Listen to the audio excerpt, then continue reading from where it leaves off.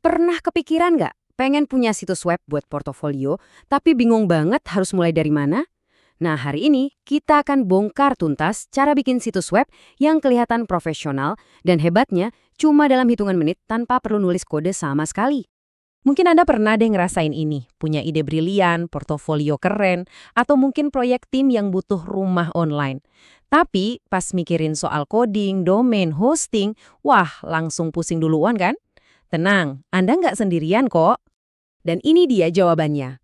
Google Sites, sebuah platform gratis dari Google yang memang sengaja dirancang untuk membuang semua kerumitan itu. Semuanya diganti dengan kesederhanaan, cukup geser-geser alias drag and drop. Gampang banget. Oke, jadi ini dia roadmap kita untuk beberapa menit ke depan. Kita bakal bahas 4 hal penting. Mulai dari konsep dasarnya, kita akan bedah antar muka editornya, terus kita lihat panduan langkah demi langkahnya, dan yang paling penting, kenapa sih ini bisa berguna banget buat Anda? Oke, kita masuk ke bagian pertama, membangun situs tanpa kode. Yuk, kita lihat apa sih sebenarnya yang bikin Google Sites ini begitu spesial. Jadi, inti dari Google Sites itu ya kesederhanaan. Platform ini pakai prinsip yang namanya what you see is what you get.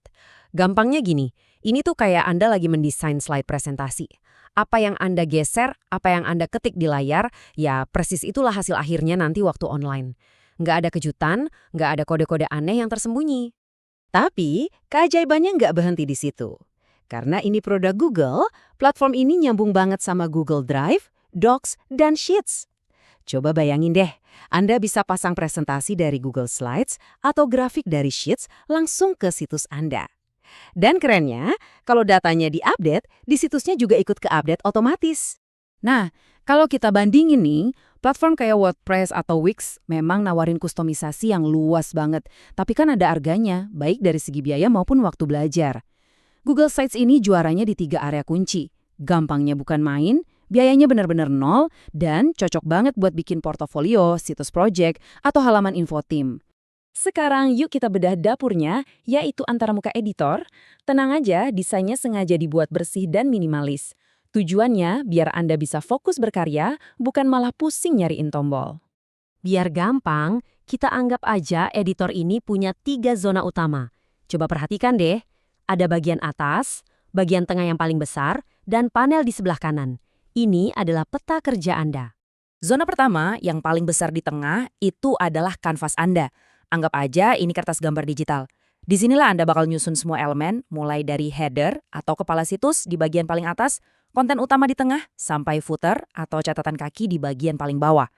Lanjut ke bagian atas, ini adalah bilah alat navigasi.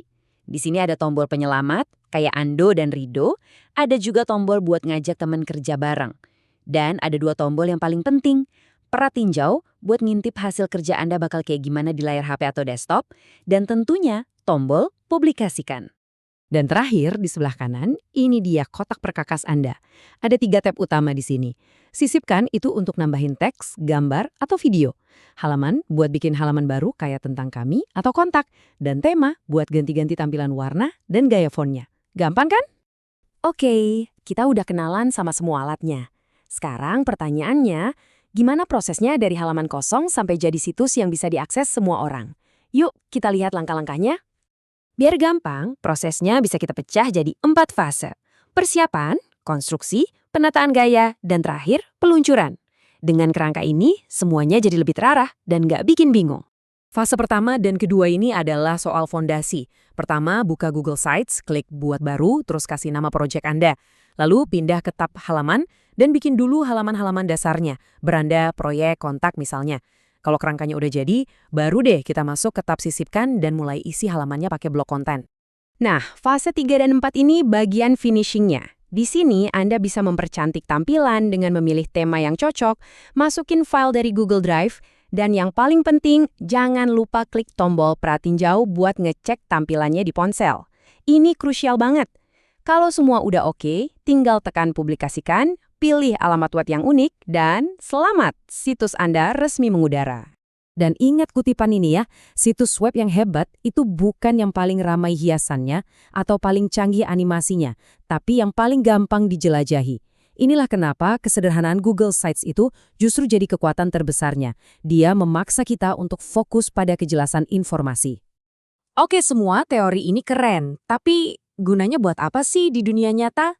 Mari kita lihat gimana Anda bisa langsung pakai keahlian baru ini sekarang juga. Coba bayangin deh kemungkinannya, Anda bisa bikin portofolio digital yang keren buat ngelamar kerja. Bisa juga bikin pusat informasi untuk proyek kelompok, biar semua file dan info kumpul di satu tempat. Atau mungkin papan pengumuman online buat klub atau organisasi Anda. Semuanya praktis dan bisa Anda buat sekarang juga.